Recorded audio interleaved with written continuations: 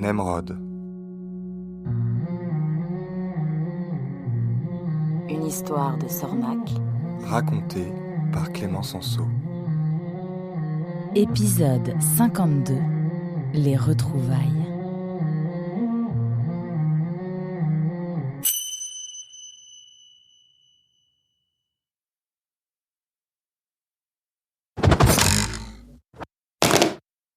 Ah zut, encore raté.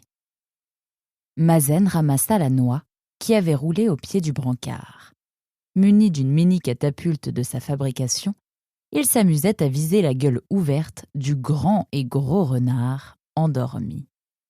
Déjà 3 jours que Yannick végétait dans le labo de la Tanche.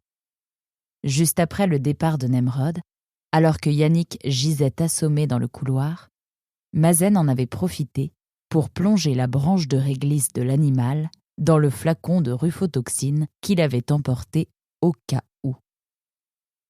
Depuis le buisson où il était retourné se cacher, Mazen avait regardé Yannick descendre les 3 marches du perron en se frottant la tête. Après avoir jeté un regard hébété à l'intérieur, le grand et gros renard s'était mis en marche en mâchonnant sa branche de réglisse. Mazen l'avait regardé tituber sur une 20aine de mètres avant de s'effondrer. Des passants l'avaient ensuite aidé à transporter la bête jusqu'au cabinet de la Tanche, où des soins devaient lui être dispensés. Les soins en question consistaient en des doses massives de rufotoxine que Mazen introduisait en cachette dans le gosier asséché de Yannick. La Tanche ne parvenait pas à comprendre les raisons de cette torpeur persistante.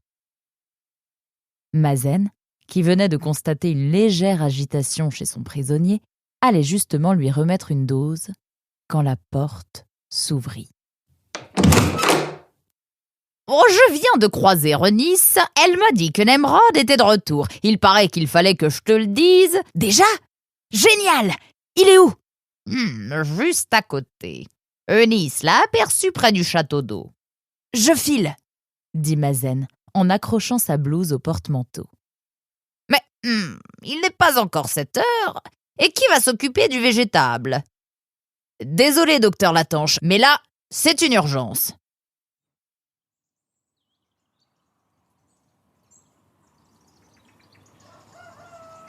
Mazen arriva en vue de la maison de Nour 10 minutes plus tard.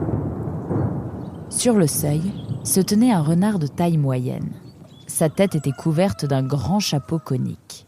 À son cou était noué un foulard à carreaux rouge et blanc. Il faisait de grands gestes avec les bras, comme s'il s'adressait à quelqu'un. Mazen ne pouvait distinguer son visage, mais il reconnut son pantalon reprisé. Pas de doute, c'était bien lui. Nemrod était revenu et il avait filé directement chez Nour. Dès qu'il reconnut son ami, Mazen mit ses 2 index à la gueule et poussa l'un de ses fameux sifflements. Aucune réaction. Il siffla à nouveau. Toujours rien. Nemrod ne s'était pas retourné. Il n'avait pas bougé d'un cil. Mazen se glissa discrètement jusqu'au buisson qu'il avait déjà abrité quelques jours plus tôt. À l'abri des regards, il pouvait maintenant contempler la scène. C'est vrai qu'elle était belle, d'une beauté singulière et vibrante. Il y avait dans son regard un mélange de malice et de mélancolie qui donnait envie d'en savoir plus. Quelques éclats de son rire aigu parvinrent jusqu'à lui. Mais qu'est-ce qu'ils peuvent bien se raconter ? Il ne l'a vu qu'une fois, mais ouais, c'est ça. Ces 2-là se connaissent bien, ça se voit d'ici. Ils sont comme cul et chemise. Et je pèse mes mots. Ah la canaille, il ne peut pas s'empêcher de raconter des histoires. Derrière son air de ne pas y toucher, il est pire que moi. Quand Mazen sortit de ses pensées, il était déjà trop tard. « Il a tué ton père, il a tué ton père !» Nour se retourna vers Nemrod. « Quoi ? Mais qu'est-ce qu'il raconte ? Et c'est qui celui-là ?» « Celui-là s'appelle Yannick, un vieil ami de votre biquet. Figurez-vous que nous nous sommes connus dans la grande forêt, et c'est justement là-bas que... Nemrod se jeta sur Yannick. Les deux renards roulèrent au sol dans un épais nuage de poussière. Avec son foulard, Nemrod essayait de bâillonner Yannick, mais celui-ci se débattait comme un diable. Avec une fléchette abandonnée, Violette, entre les omoplates. Tais-toi, mais tais-toi donc! Qu'est-ce qu'il raconte? Mais qu'est-ce qu'il raconte? La vérité, mademoiselle, rien que la vérité, toute la vérité. Nemrod avait réussi à passer son foulard autour du cou de Yannick.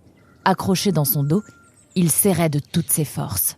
Igor, le chasseur, la broche d'or. Nour leva la patte. « Stop !» ordonna-t-elle. Nemrod lâcha Yannick. Nour s'approcha de Yannick. « Tu connais mon père ?» Oh, si peu. Où est-il? Un peu partout. Qu'est-ce que tu dis? Il est en cendres aux 4 vents, répondit Yannick, en époussetant sa manche d'un air indifférent. Nour se retourna vers Nemrod. Elle était livide. C'est vrai ce qu'il raconte? Quoi? Il raconte toutes sortes de choses. Tu as tué mon père? Non, c'est... Si, c'est bien lui qui... Yannick n'eut pas le temps de finir sa phrase. Frappé par un objet non identifié, il s'effondra face contre terre. L'arrière de son crâne était en sang. À quelques mètres du grand corps inerte, Nemrod remarqua une grosse pierre ronde. Il se baissa pour la ramasser. « Tiens, voilà le caillou qui l'a touché », dit Nemrod, en montrant à Nour le projectile ensanglanté. Nour resta silencieuse. Quand Nemrod voulut la prendre dans ses bras, elle ne bougea pas. Elle resta figée, le regard éteint. Elle était froide comme une statue. Nemrod fit un pas en arrière. Nour posa sa patte sur sa poitrine. Elle respirait avec difficulté. « Ça va? Nour! Réponds-moi s'il te plaît, Nour! Nour !» implora Nemrod, un genou à terre. Elle baissa les yeux vers lui, émit un son rauque et s'effondra. 5 secondes plus tard, Mazen était là. Il aida Nemrod à la porter à l'intérieur. Les deux amis installèrent Nour dans un grand canapé de velours rouge. « Je suis désolé, » dit Mazen, les yeux baissés. « Ah, la tanche m'a dit que tu arrivais, alors j'ai voulu te rejoindre. Yannick était endormi il y a à peine un quart d'heure. Je comprends pas. » Nemrod sortit un petit pochon de toile brune de son sac. « Qu'est-ce que c'est ?» demanda Mazen, mal à l'aise. « De la poudre de racine, » répondit Nemrod, les yeux dans le vague. « Ah bon? Et des racines de l'oubli. Ça efface la mémoire de celui qui en prend. Mais il est trop tard maintenant. Yannick a tout balancé. Tout est fini. Alors, c'est vrai que tu as... Oui, c'est vrai. Attends, tout n'est pas foutu. Il reste encore une solution. C'est peut-être trop tard pour Yannick, mais pas pour Nour. Quoi? Tu n'as qu'à lui donner un peu de poudre de racine. Tu délires? Mais non, pas du tout.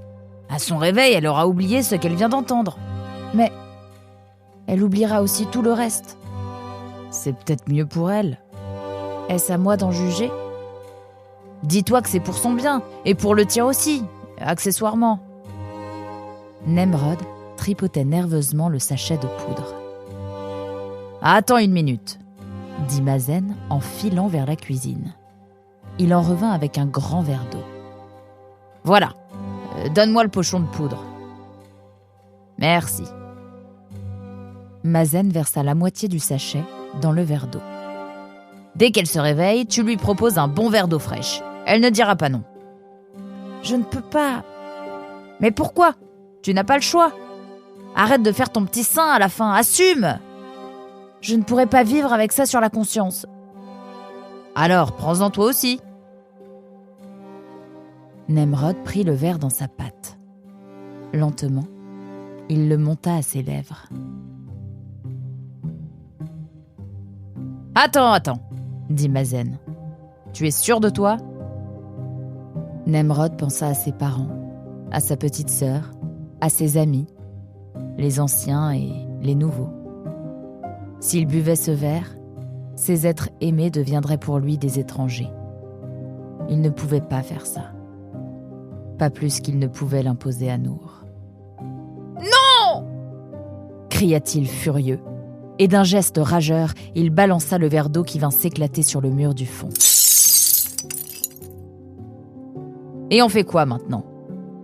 Donne-moi du papier. » « Mais je n'en ai pas sur moi. »« Alors cherche, il doit bien en avoir quelque part dans cette maison. »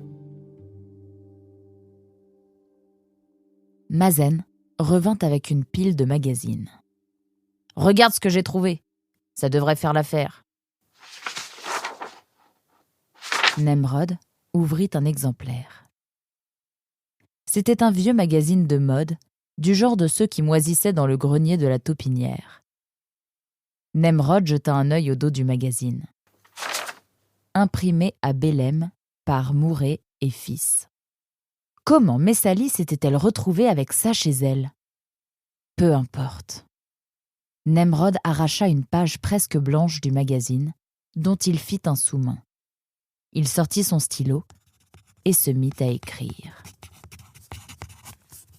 Quand il eut fini, il plia la feuille en 4, fouilla son sac et en sortit la petite boîte de bois clair que lui avait remise Anémone. Il s'approcha de Nour et, délicatement, glissa dans sa blouse la lettre et la précieuse Flora Veritum. Il y ajouta un corail, se releva et se tourna vers Mazen. « Dès que je serai parti, réveille-la. Tu dois bien avoir une potion pour cela. »« Oui, la liqueur de Méduse devrait faire l'affaire. »« Mon ami. »« Quoi ? Je peux te demander une dernière chose ? » ?»« Oui. Veille sur elle après mon départ, s'il te plaît. »« Après ton départ ? Mais tu pars où ? » ?»« Dans le delta. Pour de bon cette fois-ci. Tu me promets de veiller sur elle ? » ?»« Je te promets. » Mazen prit Nemrod dans ses bras. « Bonne chance, mon ami. Je suis heureux de t'avoir rencontré, » dit Mazen, les larmes aux yeux. « Moi aussi. Tu vas me manquer. Allez, vas-y. » Nemrod sortit sans se retourner. Le regard lointain, indifférent aux grosses gouttes poisseuses qui lui tombaient dessus, Nemrod s'était mis en route. Après avoir enjambé le gros corps inerte de Yannick, il prit la première rue sur sa droite. À peine avait-il tourné le coin de la rue qu'il sentit qu'on le tirait par la manche. Il se retourna brusquement, prêt à défendre ce qui restait de sa vie. Devant lui, dégoulinante et farouche, se tenait Eunice. « Suis-moi, Nemrod. »